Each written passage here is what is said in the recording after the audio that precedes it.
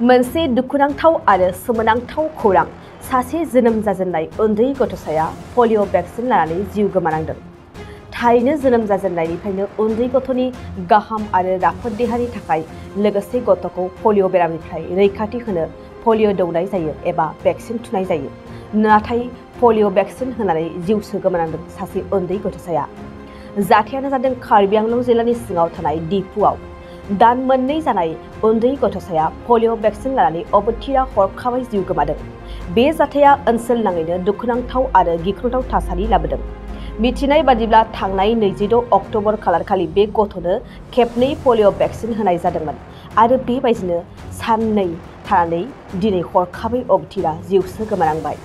जाथायखौनो लानानै ओनसोलनि सुबुंफोरा बिफानखौ दाय हमदों आरो गोख्रोङै नायबिजिरनो थाखाय खावलायदों।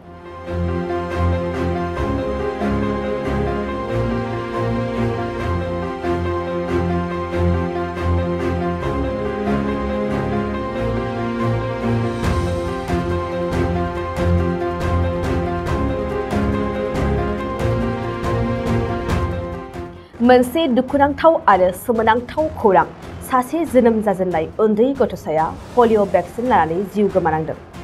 थारैनो जोनोम जाजेननायनिफ्रायनो उन्दै गथ'नि गाहाम आरो राफोद देहानि थाखाय लोगोसे गथ'खौ पलिअ बेरामनिफ्राय रैखाथि होनो पलिअ दौनाय जायो एबा भेक्सिन थुनाय जायो। नाथाय पलिअ भेक्सिन होनानै जिउसो गोमानांदों सासे उन्दै गथ'साया।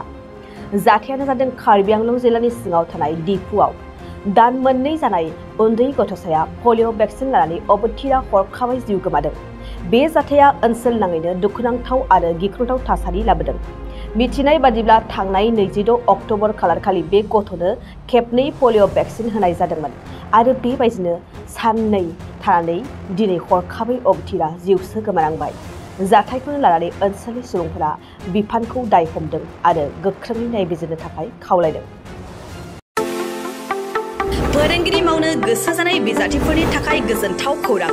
बाक्सा जिल्लानि सालबारियाव थानाय गथ'स नेशनेल स्कुलाव गोबां फोरोंगिरिनि गोनांथि जादों। बे फरायसालियाव गाहाय फोरोंगिरिजों लोगोसे आखान्थि फोरोंगिरि आरो 7 आयदा फोरोंगिरिफोरनि गोनांथि जादों। फोरोंगिरिफोरनि मासिखौ बिजाथिफोरनि गेजेराव आनजाद लानायनि गेजेरजों थिसननानै लानाय जागोन। गाहाय फोरोंगिरि मासियाव एप्लाइ खालामनो थाखाय बिजाथिफोरा MA, MSc, BEd डिग्री लानाय इंराजि रोंगौथि गोनां लोगोआव 5 बोसोर गाहाय फोरोंगिरि महरै मावखांनाय रोंगौथि थानाय जानांगोन।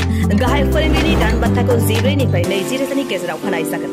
बेजों लोगोसे बिगियान फोरोंगिरि, इंराजि आयदानि फोरोंगिरि, बिगियान आयदानि फोरोंगिरि, हिन्दी आयदानि फोरोंगिरि आरो सासे हस्टेल फोरोंगिरिनि गोनांथि। बेफोर आयदा फोरोंगिरिनि थाखाय गोसो गुदुं बिजाथिफोरा एप्लाइ खालामनोब्ला बिगियान फोरोंगिरिनि थाखाय बिजाथिया MSc आरो BEd डिग्री लानाय जाथारनांगोन। बेनि दान बान्थाखौ 10 निफ्राय 15 रोजानि गेजेराव होनाय जागोन। इंराजि आयदानि फोरोंगिरिनि थाखाय बिजाथिया इंराजि आयदायाव MA खालामनाय आरो BEd डिग्री लानाय जाथारनांगोन। बेनि दान बान्थाखौ 10 निफ्राय 15 रोजानि गेजेराव होनाय जागोन। बिगियान आयदानि फोरोंगिरिनि थाखाय बिजाथिया BSc लोगोआव BEd DLED डिग्री जाथारनांगोन। बेनि दान बान्थाखौ 9 निफ्राय 14 रोजानि गेजेराव होनाय जागोन। हिन्दी आयदानि फोरोंगिरिनि थाखाय बिजाथिया हिन्दी आयदायाव MA खालामनाय लोगोआव BEd DLED डिग्री गोनां जाथारनांगोन। बेनि दान बान्थाखौ 9 निफ्राय 14 रोजानि गेजेराव होनाय जागोन। हस्टेल फोरोंगिरि महरै बिजाथिया BA, BSc लानाय लोगोआव इंराजि रोंनाय जाथारनांगोन। बेनि दान बान्थाखौ 8 निफ्राय 10 रोजानि गेजेराव होनाय जागोन। गोसो गुदुं बिजाथिफोरा थाबैनो 7086283946 नम्बराव WhatsAppनि गेजेरजों गावनि बिजाथिनि फोरमानलाइखौ हरनो हागोन। लोगोसे गोबां मिन्थिनो थाखाय 8473002079 जानबुं अनजिमायाव कल खालामनानै खौरां लाहरनो हागोन। आनजादखौ बोहैथि दाननि 30 अक्ट'बर रबिबार खालि फुंनि 10 रिंगायाव लानाय जागोन।